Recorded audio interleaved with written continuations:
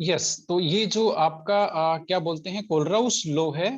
ठीक है, Kohlrausch law है कि इनफाइनाइट डाइल्यूशन पर आयन जो होते हैं वो इंडिपेंडेंटली माइग्रेट करते हैं and makes a definite contribution to the lambda m nought of electrolyte. और किसी भी इलेक्ट्रोलाइट की जो लैम्डा एम नॉट है वो क्या होती है, सम होती है इंडिविजुअल जो कॉन्स्टिट्यूएंट आयंस होते हैं इनकी लिमिटिंग आयनिक मोलर कंडक्टिविटी का। ओके, जिसे हम इस तरह से एक्सप्रेस कर सकते हैं, एक्स और वाई क्या है, number of cation and anion. अब हम लोग चलते हैं किस में, हेडिंग जरा बताना क्या है। Application of Kohlrausch law. ठीक है, तो सबसे पहला एप्लीकेशन तो हम वही लेते हैं जो इसका हमारी प्रॉब्लम था, जो हमारी प्रॉब्लम था, सबसे पहला स्टेटमेंट हम वही लेते हैं। ठीक है, और वो कौन सा लेते हैं अभी देखते हैं, हमारी फाइल कहीं चली गई है, उसे हम ढूंढते हैं।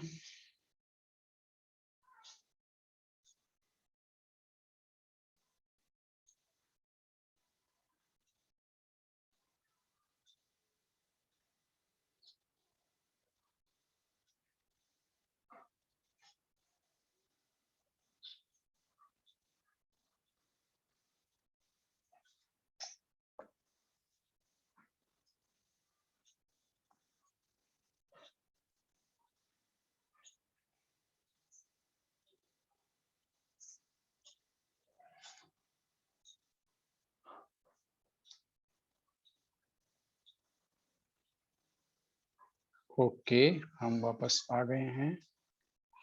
एक्चुअल में ऐसा होता रहता है। यस,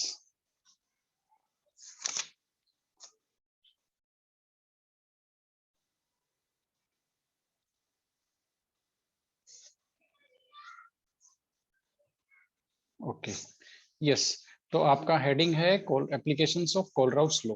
अब एप्लीकेशंस ऑफ कोलराउस लॉ में सबसे पहला एप्लीकेशन वही है जो इसका प्रॉब्लम है। प्रॉब्लम क्या था, हमें क्या नहीं मिल रहा था, हमें नहीं मिल रहा था वीक इलेक्ट्रोलाइट का लैम्डा एम नॉट निकालने का तरीका। तो सबसे पहले आप वही लगाएंगे, डिटर्मिनेशन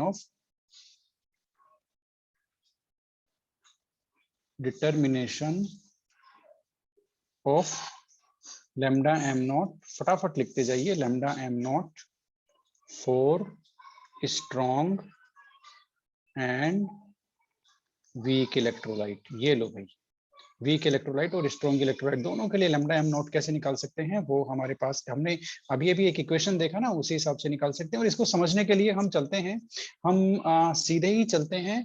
कहाँ पर चलेंगे, यस, हम सीधे ही चलते हैं। बेसिकली ये न्यूमेरिकल वाला क्वेश्चन एप्लीकेशन है।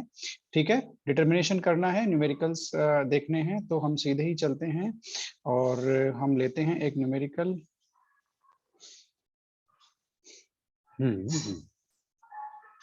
यस, तो ये आपके सामने इसका न्यूमेरिकल आ गया, किसका, yes, application of Kohlrausch law. ये देखो भाई, ये एक सीधा सा न्यूमेरिकल है। अब आपको किस तरह से प्रोसीड करना है देख सकते हैं। ये आपको एक क्वेश्चन हम यहाँ पर उठा लेते हैं, उसके बाद में उसको वहीं सोल्व करते हैं। ठीक है, ये लो, ये हमने यहाँ से उठा लिया और इसको सोल्व करते हैं हम यहाँ पर।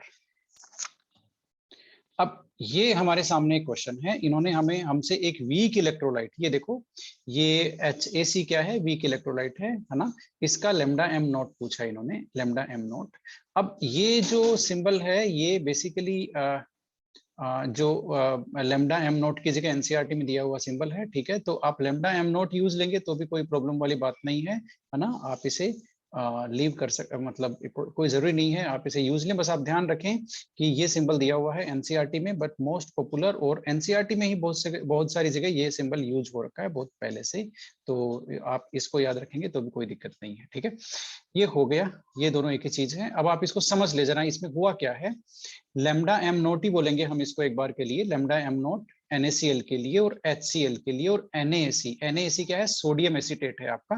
ठीक है, सोडियम एसीटेट, इनके लिए लैम्डा एम नोट की वैल्यू ये है। स्ट्रॉन्ग इलेक्ट्रोलाइट के लिए दे दी, ये तीनों स्ट्रॉन्ग इलेक्ट्रोलाइट है। ठीक है, अब इन्होंने पूछा क्या है, calculate lambda m nought for HAC। HAC क्या है देख लेते हैं। HAC है आपका CH3 COO-, ये तो होता है AC। ठीक है, क्या होता है एसी, एसीटेट। और HAC क्या हो गया आपका, इसमें H+ और लगा दो तो वो क्या हो गया, ये लो भाई आपका जो एसिटिक एसिड है वो है HAC, ठीक है ना। तो ये एसिटिक एसिड क्या है, ये आपका वीक इलेक्ट्रोलाइट है, वीक इलेक्ट्रोलाइट है।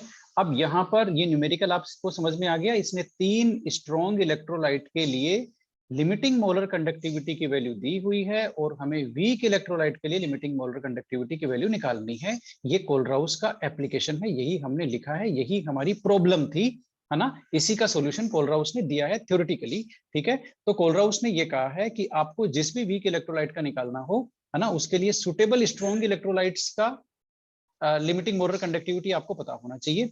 फिर आपको एक इक्वेशन जनरेट करनी है, कैसे जनरेट करनी है वो देख लो जरा, बहुत इजी है। हमें चाहिए लिमिटिंग मोलर कंडक्टिविटी किसकी, देखते हैं।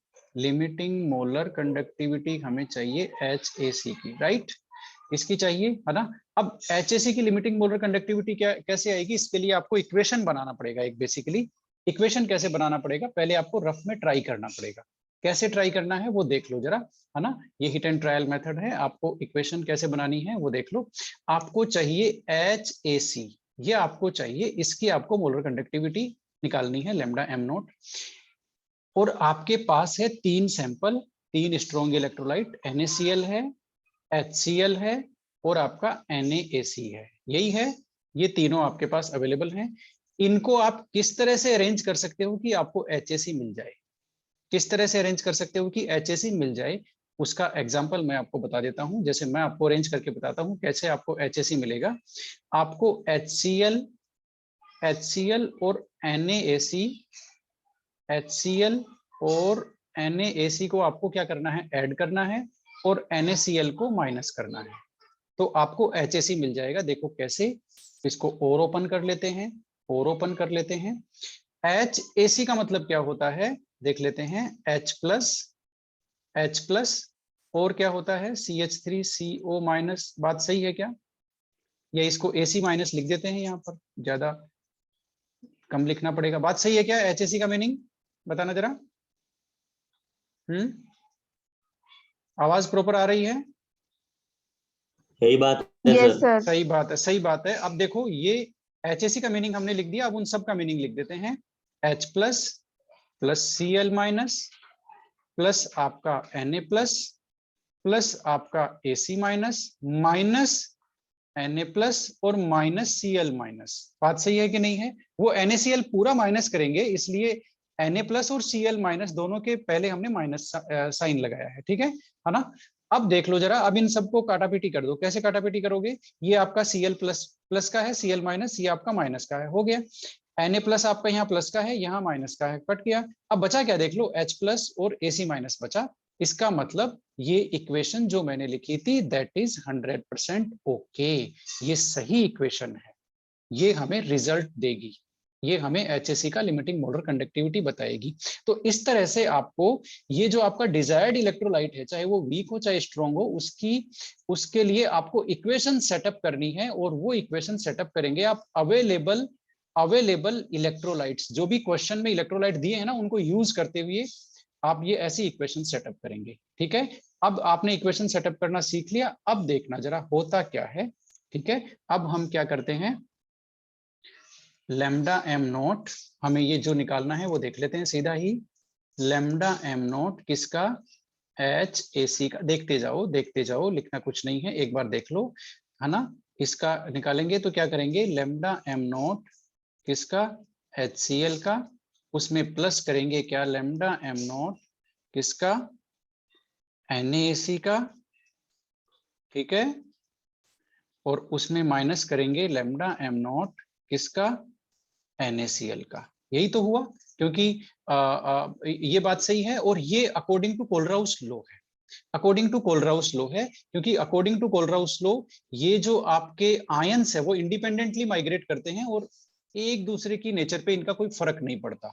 तो ये उसका रिजल्ट है। कैसे, आप इसको आयनिक फॉर्म में कन्वर्ट करेंगे ना, तो वापस आपको वही मिलने वाला है। जैसे ये इक्वेशन कैसे प्रूव होगी, आपका जो लैम्डा m0 HAC है, इसको आप कैसे लिखेंगे, ये किनका सम है, ये इसमें 2 आयन है ना, तो ये लैम्डा m0 H+ और lambda M naught AC minus, इन दोनों का सम ये हो गया इक्वल टू ये, अब ये इंडिविजुअल आयनिक मोलर कंडक्टिविटी लिख रहा हूं मैं, इंडिविजुअल आयनिक, ठीक है, ये हो गया आपका H प्लस का प्लस लेमडा लेमडा नॉट किसका, Cl माइनस का, प्लस लेमडा नॉट, ये इंडिविजुअल आयनिक है जिसको हम लोग स्मॉल लेमडा से शो कर रहे हैं, ठीक है, Na प्लस का, देखते जाओ, प्लस मैंने लगाया, और ये Ac माइनस का, ठीक है, माइनस लेमडा एम नॉट वापस Na प्लस का, और ये है लेमडा Cl माइनस, ये लो लिमिटिंग मोलर कंडक्टिविटी सारे आयंस की मैंने आपके सामने लिख दी है, और यहाँ पर अब आपका ये माइनस सिंबल है, ठीक है।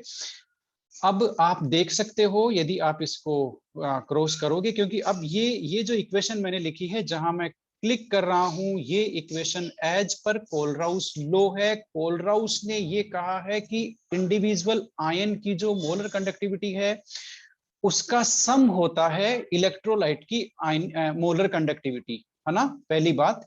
दूसरी बात तो ये हमने उस सम होता है, इसीलिए तो हमने इंडिविजुअल आयंस में इनको क्रैक कर दिया, तोड़ दिया हमने, ठीक है। दूसरी बात ये है कि आपका जो आयंस है वो इंडिपेंडेंटली माइग्रेट करते हैं, एक आयन का दूसरे आयन से कोई लेना देना नहीं है, इसलिए यहां पर AC का इस बात से कोई लेना देना नहीं है कि उसके साथ Na प्लस है या उसके साथ HAC है। AC, देखो कोलराउस ने बड़ी इंटेलिजेंट बात कही है, उसने ये कहा है कि आपका NaCl हो, चाहे आपका HCl हो, चाहे आपका KCl हो, कोई भी हो, Cl की जो लिमिटिंग आयनिक कंडक्टिविटी है यदि कॉन्सेंट्रेशन सेम है तो ये सेम ही होगी, उसने ये कहा है। बेसिकली उसका कहना का मतलब ये है कि आयन इंडिपेंडेंटली माइग्रेट करता है और उसके माइग्रेशन का दूसरा उसका जो पार्टनर आयन है उसकी नेचर का कोई फर्क नहीं पड़ता, ठीक है। तो यदि Cl तीनों में है और कॉन्सेंट्रेशन सेम है, ठीक है, तो Cl की लिमिटिंग मोलर कंडक्टिविटी है, आयनिक मोलर कंडक्टिविटी वो सेम होगी, आप उसको तीनों को कैलकुलेट करने के लिए यूज ले सकते हैं उस सेम वैल्यू को, ये कहा है कोलराउस ने। बात आपको समझ में आई? और यही हम यहाँ पर ये जो हमने किया है ना, ऊपर वाली जो इक्वेशन आप देख रहे हो जहां पर मैंने टिक किया हुआ है, वो इसी का रिजल्ट है कि हमने इंडिविजुअल इलेक्ट्रोलाइट को उसके जो आयन है, कॉन्स्टिट्यूएंट आयन, उसमें तोड़ दिया, ठीक है। अब हम इस इक्वेशन को क्रॉस करेंगे तो आपको वो जो आपको इक्वेशन चाहिए वो मिल जाएगी। अब यहां पर क्या होगा, आपको ये चाहिए ना लेमडा एम HAC, यही तो चाहिए आपको, ये चाहिए आपको, तो आप HCl की वैल्यू बता सकता है क्या कोई, कितनी है? देखते हैं HCl की वैल्यू कितनी है भाई, 126.49। इनकी वैल्यू एक बार याद कर लेना कितनी है, एक NaCl HCl की है 425.9, राइट, बाकी भी याद कर लेना भाई, है ना। देखते हैं 429 425.9, हाँ अब बता दो मुझे, HCl की सबसे पहले लेते हैं 425.9 प्लस आपका NaCl की है, याद नहीं किया आप लोगों ने, मोस्ट प्रोबेबली NaCl की कितनी आएगी, NaCl की 126.4 और वो 91 है, 126. NaCl, यस ये तो NaAC है, इसका तो 91 आएगा, ठीक है, और माइनस में कितना है NaCl का 126.4, ठीक है। अब आप इन दोनों को ऐड कर दो और उसको माइनस कर दो, जो भी आएगा आपका आंसर आ जाएगा, वो आपकी लिमिटिंग मोलर कंडक्टिविटी हो गई वीक इलेक्ट्रोलाइट CH3COOH की। देखा आपने कोलराउस ने कितनी इजीली ये बता दिया, अब आपको कोई एक्सपेरिमेंट नहीं करना पड़ा, लेकिन वीक इलेक्ट्रोलाइट की लिमिटिंग मोलर कंडक्टिविटी आपके सामने है, ये कोलराउस का एप्लीकेशन है, ठीक है। यही जो हमने बेसिकली एग्जांपल उठाया है, और आप जानते हैं कहां से उठाया है, ये आपके सामने है। ये देखो भाई हमने जो किया वो इसने माना कि नहीं माना, देखना जरा, देखना जरा इस न्यूमेरिकल को देख लो जरा, 3.8 को कोई प्रॉब्लम है क्या इसमें? अब आप ऐसा आराम से कर सकते हो ना, आपको इक्वेशन सेट करनी है केवल, है ना, जो आपको चाहिए उसके लिए इक्वेशन सेट करनी है कि किस इलेक्ट्रोलाइट के लिए चाहिए, उसके लिए इक्वेशन आप सेट करेंगे, ठीक है। इक्वेशन सेट करने के बाद में तो आपको दिख ही रहा है क्या होना है, ओके, ये आपने ऐड किया इन दोनों को, ये माइनस करेंगे तो वैल्यू ये आ गई 390.5, ठीक है ना। ये लो, ये हम यहाँ पर लिख देते हैं 390.5 साइमेन CM, क्या है ये, लिमिटिंग मोलर कंडक्टिविटी है ना, तो साइमेन CM² पर मोल, ये लो भाई, हो गया, ठीक है। तो अब ये आप बहुत इजीली कर सकते हो, काफी सारे न्यूमेरिकल्स इससे रिलेटेड हैं। यहाँ भी कुछ है क्या, देखते तो हैं, नहीं यहाँ पे हमारे पास कुछ नहीं है, चलो कोई बात नहीं, काफी और मिलेंगे आपको, चिंता मत करो। या हम इसमें चले जाते हैं, कुछ हमें मिलता है क्या, यस ये न्यूमेरिकल हमें मिल गया 67, देख लो जरा, आप निकाल सकते हो क्या 67, ये क्या है, डिग्री ऑफ डिसोसिएशन पूछा है इसने, तो ये नहीं है हमारे काम का, हमारे काम का कुछ तो होगा, यस अभी देखते हैं।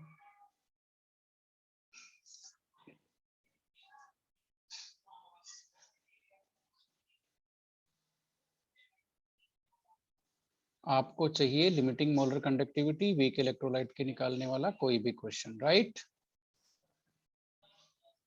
मिल तो गया, यस। अब आप इस क्वेश्चन को करेंगे, ये आपका 64, इसको उठा लेते हैं भाई, यहाँ से कर सकते हो क्या आप 64, आप बताना जरा,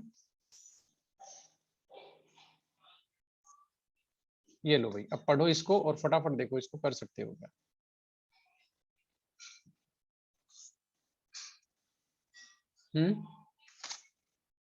इसने लिमिटिंग मोलर कंडक्टिविटी तो दे दी, तो पूछ क्या लिया इसने, limiting ionic conductivity of Al3 पूछा है इसने, यस कोई बात नहीं, तो हम ये भी पता लगा लेंगे, यस। तो इसके लिए इक्वेशन लिख सकते हो क्या आप लोग, आपको पता चल गया इसने क्या पूछा है, हमने जो अभी कैलकुलेट किया है वो तो इसने दे दिया क्वेश्चन में, इसने आयनिक मोलर कंडक्टिविटी पूछ लिया इसने, ठीक है। वो कैसे निकालेंगे, बहुत इजी है, ये देख लो, लिमिटिंग मोलर कंडक्टिविटी किसकी, Al2SO4 इसी की है ना, Al2SO4 3, ये थोड़ा सा गलत इसलिए हो गया क्योंकि हमने यहाँ पर ब्रैकेट नहीं लगाया, SO4 3 ओके। इसके लिमिटिंग मोलर कंडक्टिविटी क्या होगी भाई, इक्वेशन इसका सेटल कर सकते हो क्या, बताना जरा। इंडिविजुअल का सबसे पहले एल्यूमिनियम का ले लेते हैं और इसका सम ले लेते हैं, SO4 2 माइनस का, ये लो। अब इसको मैं मल्टीप्लाई किस किस से करूं, निगेटिव वाले को कितने से मल्टीप्लाई करूं, बताना जरा। सर 3 से होगा 3, और ये 2 से, ये यस इसका सर, इक्वेशन, ये इसका इक्वेशन हो गया एज पर कोलराउस लॉ, ठीक है। अब ये देखो, ये जो है लिमिटिंग मोलर कंडक्टिविटी पूरे इलेक्ट्रोलाइट की, ये तो इन्होंने दे दी पहले ही, आंसर में ही दे दी, 858 साइमन सेंटीमीटर स्क्वायर पर मोल, ठीक है, ये इन्होंने यहाँ पर पहले ही दे दी, ओके। यूनिट को एक बार हम छोड़ रहे हैं। अब इन्होंने पूछा है, अच्छा SO4 की भी दे दी इन्होंने, ये देखो लिमिटिंग मोलर कंडक्टिविटी किसकी, SO4 की 160 दे दी, Al की इन्होंने पूछा है, कोई बात नहीं, ये लो 2 लैम्डा Al3 प्लस, ये हमें निकालनी है, प्लस आपका 3 इंटू कितना होगा भाई, 3 इंटू लिमिटिंग मोलर कंडक्टिविटी, इसकी वैल्यू दी है ना 160, हो गया, 160 हो गया। तो ये आपका 2, अच्छा अब इसको तो सोल्व कर दो भाई, अब कहाँ दिक्कत है, कोई दिक्कत है क्या, आपका ये लो लिमिटिंग मोलर कंडक्टिविटी, ये लो, और ये आपका आ गया, कितना आ गया बताना जरा, 858 माइनस 480, ठीक है, यही तो होगा। और इस ये जो 2 है ना, इसको यहाँ से हटा दो तो यहाँ डिवाइड में लगा दो, हो गया। तो यही तो निकालना है हमें, ये देख लो जरा, ठीक है। तो ये आप इसको सोल्व करोगे तो आपका आंसर आ जाएगा। तो ये कोलराउस के अकॉर्डिंग आपको ये इक्वेशन सेटल करनी आनी चाहिए, आप ये न्यूमेरिकल बहुत इजीली कर सकते हो, कोई दिक्कत नहीं है, ठीक है। तो इस तरह से है। अब इस तरह से आप सेटल कर सकते हो। जैसे एक एक इक्वेशन मैं आपको देता हूं, चलो एक क्वेश्चन है मेरे पास, मैं आपको वो क्वेश्चन देता हूं, आप लोग उसका इक्वेशन सेटल करेंगे, बस आपको कुछ नहीं करना, ठीक है। एक बार हम व्यू में जाते हैं, फुल स्क्रीन लेते हैं, ओके। आपको सिर्फ उसका इक्वेशन सेटल करना है। क्वेश्चन मेरे पास है lambda am not, lambda am not NaCl की तो आप जानते ही हो ना, अभी अभी आपने लिखी है NaCl की is equal to 91.0 siemens Cm square और आपका पर मोल, ठीक है। अब देख लो भाई, मैं और दे देता हूं आपको, लेमडा एम नॉट इसकी NH4Cl की, NH4Cl की, वो आपके सामने है 126 और ये यूनिट एज इट इज रह जाएगी, ठीक है, ये लो, ओके। एक और मैं दे देता हूं आपको, लेमडा एम नॉट NaOH की, ये सारे के सारे स्ट्रॉन्ग इलेक्ट्रोलाइट है, ठीक है। NaOH की है 425.9, अच्छा ये तो अभी वाला आ गया, ये वैल्यूज आपको सेम नहीं लग रही है ना? कोई बात नहीं, ठीक है, देखेंगे। अब आपको इक्वेशन सेटल करनी है और आपको निकालना किसके लिए है? लैम्डा एम नॉट NH4OH का। इसकी आपको ये कैलकुलेट करना है। कर सकते हो क्या? ये वीक इलेक्ट्रोलाइट है, कैसे करोगे बताओ? कर लेंगे सर, हो जाएगा कर ना? रहे हैं सर। हाँ सर। हो जाएगा मेरे ख्याल से। आपको NaOH और NH4OH को NH4Cl को सम करोगे, माइनस NaCl कर दोगे, यही तो करना है, ठीक यस है? सर। हाँ, तो ये हो जाएगा। तो ये पहला एप्लीकेशन है, देखो कोलराउस लॉ का इंटेलिजेंट यूज है, किस तरह से आप लिमिटिंग मोलर कंडक्टिविटी कैलकुलेट कर सकते हो। बस आपको ये इक्वेशन सेटल करना आना चाहिए, ये वाला या ये वाला, ठीक है? हो गया, ये काफी इंपॉर्टेंट था। अब हम चलेंगे अगली एप्लीकेशन की तरफ, और आप सेकंड एप्लीकेशन लगाइए, कोलराउस लॉ की एप्लीकेशन नंबर 2 फटाफट। Calculation of degree of dissociation of weak electrolyte, फटाफट लिख लो भाई। Calculation of degree of dissociation of weak electrolytes. अब देखो, स्ट्रॉन्ग इलेक्ट्रोलाइट का तो डिग्री ऑफ डिसोसिएशन हमेशा से 100% होता है, लेकिन वीक इलेक्ट्रोलाइट का डिग्री ऑफ डिसोसिएशन हम कैलकुलेट कर सकते हैं। कैसे? कोलराउस के लॉ का ही एप्लीकेशन है। उसको डिग्री ऑफ डिसोसिएशन को बोलते हैं हम अल्फा, और उसका फॉर्मूला है lambda m divided by lambda m nought. ये लो, अब लैम्डा एम नॉट ये किसकी एप्लीकेशन है? ये कोलराउस लॉ ने हमें तरीका दिया है कैलकुलेट करने का, इसलिए ये एप्लीकेशन हो गई किसकी? किसकी? कोलराउस लॉ की। आप डिग्री ऑफ डिसोसिएशन निकाल सकते हैं यदि आपको मोलर कंडक्टिविटी और लिमिटिंग मोलर कंडक्टिविटी किसी वीक इलेक्ट्रोलाइट के लिए पता है। तो application number 3, calculation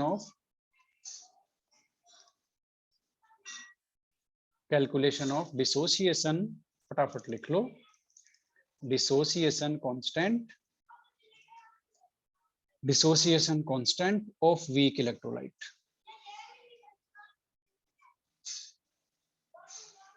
of weak dissociation constant यानी कि के कैसे निकालते हैं? देखो फॉर्मूला देख लो, के का फॉर्मूला क्या है? के का वीक इलेक्ट्रोलाइट के लिए फॉर्मूला होता है C alpha square 1 minus alpha. ये किसके लिए फॉर्मूला होता है? डिसोसिएशन कांस्टेंट किसका? Weak electrolyte. देखो पहचान लो इसको, ये डिसोसिएशन कांस्टेंट है वीक इलेक्ट्रोलाइट के लिए, ठीक है? ये आपका वो मोलर ये कंडक्टिविटी नहीं है के यहाँ पर डिसोसिएशन कांस्टेंट है किसके लिए? वीक इलेक्ट्रोलाइट के लिए, ठीक है? ओके, अब यहाँ पर अल्फा की वैल्यू आपने ऊपर देखी है ना, lambda m divided by lambda m nought. ये वैल्यू यहाँ पर प्लेस कर दो, देखते हैं इक्वेशन क्या आता है। आपका इक्वेशन आएगा सी लैम्डा, ये मैंने ए लिख दिया, इसको फटाफट सही करते हैं। लैम्डा एम का स्क्वायर, क्योंकि अल्फा स्क्वायर है ना, divided by lambda m not का भी स्क्वायर है ना, और ये हो गया आपका ब्रैकेट में क्या लेना है? 1 माइनस अल्फा यानी कि lambda m divided by lambda m nought. Okay, ये हमने देख लो जरा, अल्फा की वैल्यू रखी है हमने, कुछ ही नहीं किया, इसको समझ लो जरा। अल्फा की वैल्यू रखी है हमने और कुछ ही नहीं किया, ठीक है? अल्फा की वैल्यू कहाँ से आई? ऊपर वाली एप्लीकेशन से आई है, नंबर 2 से, ठीक है? तो अल्फा की वैल्यू रखने पर हमें ये मिल गया। अब हम इसको और सॉल्यूशन कर लेंगे। सॉल्यूशन करोगे तो आपको सी लैम्डा एम स्क्वायर, ये तो ऐसे की ऐसे रह जाएगा, इधर आपका हो जाएगा lambda m nought, lambda m nought और ब्रैकेट में lambda m nought minus lambda m. बता दो जरा, इसमें कोई सॉल्यूशन में कोई दिक्कत है क्या? किसी को बोल दो। इसको फर्दर सॉल्यूशन करेंगे तो ये आपका वीक इलेक्ट्रोलाइट के लिए डिसोसिएशन कांस्टेंट का फॉर्मूला है। आपको वैल्यू 3 पता होनी चाहिए, एक लैम्डा एम नॉट, एक लैम्डा, एक आपका कॉन्सेंट्रेशन। ये 3 value if you know, then you can calculate the dissociation constant of weak electrolyte. It is the third application. तो देखो सारी एप्लीकेशन इसकी वीक इलेक्ट्रोलाइट के लिए ही है ना? वीक इलेक्ट्रोलाइट का लैम्डा एम नॉट निकाल दिया, लैम्डा एम नॉट पता है तो आप उसके लिए डिग्री ऑफ डिसोसिएशन निकाल सकते हो। डिग्री ऑफ डिसोसिएशन आपको पता चल गया है अल्फा, है ना? या वो नहीं भी पता है, यदि आपको लैम्डा एम नॉट और लैम्डा एम पता है और कॉन्सेंट्रेशन पता है तो डिसोसिएशन कांस्टेंट भी प्रिडिक्ट कर सकते हो। अब आपकी एप्लीकेशन बच गई लास्ट, और वो है 4 नंबर की, और वो एप्लीकेशन हमारे पास है, कहाँ है देखते हैं, कहीं ना कहीं तो होगी, ये रही। हमने लिया रेक्टेंगल, किया इसको कंट्रोल एक्स, हम गए यहाँ पर और ये हमने इसको दिया छाप। ये थोड़ा सा बड़ा हो गया, कोई बात नहीं, we know how to. Okay, ठीक है। तो ये है आपकी लास्ट एप्लीकेशन, ठीक है। इसको जरा ध्यान से देखो, इसका टाइटल देखना है बस आपको, और कुछ नहीं देखना। टाइटल है इसका calculation of solubility of sparingly soluble salt. इसको लिख लो भाई, स्पेरिंगली सोल्यूबल सोल्ट, ठीक है। क्या टाइटल है इसका? Calculation of solubility of sparingly soluble salt. Okay, sparingly soluble salt होते हैं ना, उनकी सोल्युबिलिटी कैसे निकालते हैं। अब आपको पता हुआ है क्या स्पेरिंगली सोल्यूबल सोल्ट्स क्या होते हैं? स्पेरिंगली सोल्यूबल सोल्ट्स वो होते हैं जो बहुत ही लिटिल एक्सटेंट में डिसोल्व होते हैं, ठीक है। ये देख लो कौन से सोल्ट हैं, ये HgCl है आपका, PbSO4 है, BaSO4 है। ये क्या करते हैं? Dissolve to a very little extent in water. Water में बहुत ही कम अमाउंट में डिसोल्व होते हैं, ये डिसोल्व होते ही नहीं है, बहुत कम अमाउंट में डिसोल्व होते हैं, ठीक है। तो इसलिए इनको स्पेरिंगली सोल्यूबल सोल्ट बोलते हैं। अब इनका इतना कम अमाउंट डिसोल्व होता है, इतना कम अमाउंट डिसोल्व होता है कि इनका जो हम सॉल्यूशन बनाते हैं ना, उसको हम सॉल्यूशन एट इनफाइनाइट डाइल्यूशन मान सकते हैं, क्योंकि उसमें इलेक्ट्रोलाइट का अमाउंट बहुत कम होता है। इलेक्ट्रोलाइट का अमाउंट बहुत कम होने की वजह से, ठीक है, ये सॉल्यूशन क्या कंसीडर करते हैं हमको? As infinite diluted solution. बात समझ में आ गई? तो जैसे ही स्पेरिंगली सोल्यूबल सोल्ट को थ्योरेटिकली हम इनफाइनाइट डाइल्यूटेड सॉल्यूशन कंसीडर कर रहे हैं, वैसे ही इनके ऊपर क्या एप्लीकेबल हो जाता है? Kohlrausch law. बात को समझो, क्योंकि कोलराउस लॉ ने इनफाइनाइट डाइल्यूटेड सॉल्यूशंस के बारे में ही अपना स्टेटमेंट दिया है। इसका मतलब ये जो स्पेरिंगली सोल्यूबल सोल्ट हैं, इनके ऊपर कोलराउस के जो लॉ है वो एप्लीकेबल है, उसकी एप्लीकेशंस एप्लीकेबल है, ठीक है। अब देखना जरा बात क्या होती है। ये जो स्पेरिंगली सोल्यूबल सोल्ट है, ठीक है, ये क्या है कि बहुत कम डिसोल्व होते हैं और उससे उस कॉन्सेंट्रेशन से ज्यादा इनका डिसोल्यूशन नहीं होता है। इसलिए हम ये भी मान लेते हैं कि इनका जो सॉल्यूशन है वो क्या है? सैचुरेटेड सॉल्यूशन है, क्योंकि और ज्यादा डिसोल्यूशन नहीं होगा ना, है ना। अनसैचुरेटेड सॉल्यूशन कौन से होते हैं? जिनमें सोल्यूट और डिसोल्व किया जा सके, है ना। लेकिन यहाँ पर स्पेरिंगली सोल्यूबल सोल्ट बहुत कम डिसोल्व होते हैं, उससे ज्यादा इनको डिसोल्व नहीं किया जा सकता। तो ये सैचुरेटेड सॉल्यूशन इनको कंसीडर करते हैं, और सैचुरेटेड सॉल्यूशन में जितना अमाउंट डिसोल्व होता है उसको बोलते हैं उसकी सोल्युबिलिटी। इसलिए इनकी जो भी कॉन्सेंट्रेशन है, मोलैरिटी है, that can be considered as solubility. ये इंपॉर्टेंट कॉन्सेप्ट, यहाँ पर दो हम अज्यूम्पशन ले रहे हैं, समझ लो बात को। 3 पॉइंट है टोटल यहाँ पर। एक है meaning of sparingly soluble salt, वो आपको समझ में आ गया क्या? Meaning of sparingly soluble salt बताओ जरा। स्पेरिंगली सोल्यूबल सोल्ट क्या होते हैं, पता है या नहीं पता? पता है सर। ओके, दूसरा कॉन्सेप्ट ये है कि हम इनको इनफाइनाइट डाइल्यूटेड सॉल्यूशन अज्यूम कर रहे हैं, we are considering them as infinite diluted solution. ये पता है क्यों? क्यों किया हमने? बिकॉज जो सोल्यूट का अमाउंट है, इलेक्ट्रोलाइट का अमाउंट है, वो बहुत कम होता है इनमें, है ना। और ये सेम सिचुएशन वैसी होती है जैसे इनफाइनाइट डाइल्यूटेड सॉल्यूशन में होता है। उनमें भी क्या होता है? इलेक्ट्रोलाइट का अमाउंट सॉल्वेंट के कंपैरिजन में काफी कम होता है, नेग्लिजिबल होता है। इसलिए हम इनको इनफाइनाइट डाइल्यूटेड सॉल्यूशन मान रहे हैं। और इनकी जो कॉन्सेंट्रेशन है, मोलरिटी, वो ऑटोमेटिकली कंसिडर होगी सोल्यूबिलिटी, वो ही सोल्यूबिलिटी है, ठीक है ना। क्योंकि ये सैचुरेटेड सॉल्यूशंस इनको हम कंसीडर कर सकते हैं, क्योंकि और ज्यादा अमाउंट हम इनका डिसोल्व नहीं कर सकते। तो सैचुरेटेड सॉल्यूशन वही होते हैं जिनमें solute, no more solute can be added, वो होते हैं सैचुरेटेड। तो इनमें भी सोल्यूट का अमाउंट और डिसोल्व नहीं कर सकते, इसलिए जो आपके पास स्पेरिंगली सोल्यूबल सोल्ट का सॉल्यूशन है उसको हम सैचुरेटेड सॉल्यूशन कंसीडर करते हैं। और जब इसको सैचुरेटेड सॉल्यूशन कंसीडर करेंगे तो इसकी जो कॉन्सेंट्रेशन होगी, मोलरिटी, उसको हम सोल्यूबिलिटी के इक्वल लेंगे, ठीक है।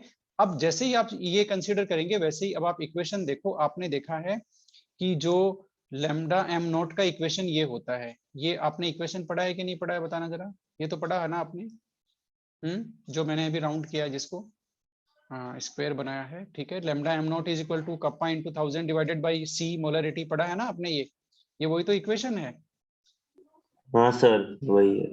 ये वही है ना, lambda m is equal to आपका kappa into 1000 divided by C, ये मेन इक्वेशन था। इसको उन्होंने देखो कहाँ कहाँ चेंज किया है। एक तो आपका लैम्डा एम को लैम्डा एम नॉट बना दिया, क्यों? क्योंकि ये अब इनफाइनाइट डाइल्यूटेड सॉल्यूशन है, इनफाइनाइट डाइल्यूटेड सॉल्यूशन है, तो इसकी मोलर कंडक्टिविटी क्या होगी? Limiting molar conductivity. ये आपको समझ में आया। और इसकी जो मोलरिटी है सी, उसको हम लोग बोल रहे हैं सोल्यूबिलिटी। तो फाइनल आपके सामने सॉल्यूशन ये आ गया, फाइनल आपके सामने इक्वेशन ये आ गया कि lambda m nought is equal to kappa into 1000 divided by solubility. और सोल्यूबिलिटी हम इस फॉर्मूले से निकाल सकते हैं, ठीक है। तो इस तरह से जो आपके स्पेरिंगली सोल्यूबल सॉल्ट हैं उनकी सोल्यूबिलिटी हम लोग निकाल सकते हैं if you know the lambda m not. यदि आप लैम्डा एम नॉट लेते हैं तो इस तरह से कोलराउस लॉ की हेल्प से हम इनको भी कैलकुलेट कर सकते हैं, solubility of sparingly soluble salt, ठीक है। तो ये कुछ आपके सामने क्या हो गए? फॉर्मूले हो गए इनकी एप्लीकेशंस के। अब चलते हैं सीधे न्यूमेरिकल